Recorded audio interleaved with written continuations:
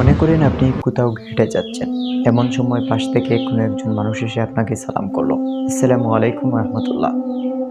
তখন আপনি সালামের জবাব দিবেন এবং মনে মনে ভেবে নেবেন ওই মানুষটি জঙ্গি। এরপরে আপনি আরও একটু অগ্রসর হলেন। কিছুক্ষণ পরে দেখলেন একটা লম্বা জুব্বা পরা একটা ব্যক্তি আসতেছে এবং সেও এসে আপনাকে সালাম করলো।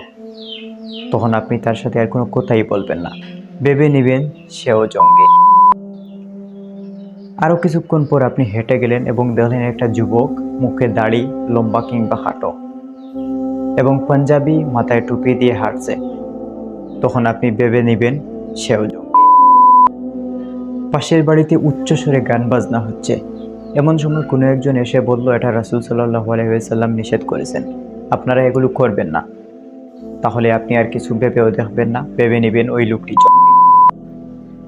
রাস্তায় চলার সময় হঠাৎ একটা মানুষ অন্ধ কিংবা হাঁটা পারছে না, তখন যদি কোনো মানুষ এসে ওই মানুষটিকে সাহায্য করে, তাহলে ওই মানুষটিকে আপনি ভেবে নিতে পারেন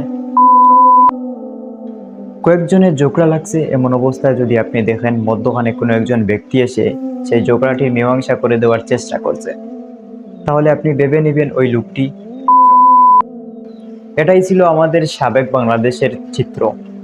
আর এখান থেকেই শুরু হয় জঙ্গি, জামাতে ইসলামী কিংবা ছাত্র শিবির ট্যাগ দিয়ে আটক করা। বর্তমান পরিস্থিতিতে আমরা আর এরকম বাক স্বাধীনতাহীন এবং অন্যের উপকার করে নিজেকে কোনো ট্যাগযুক্ত করে চলাচল করতে চাই না। আপনাদের মতামত কেমন? আপনিও আবারও কি বাক স্বাধীনতা হারিয়ে চলাচল করতে চান? হ্যাঁ অথবা না কমেন্টে জানিয়ে দিন। ভালো থাকুন, সুস্থ থাকুন।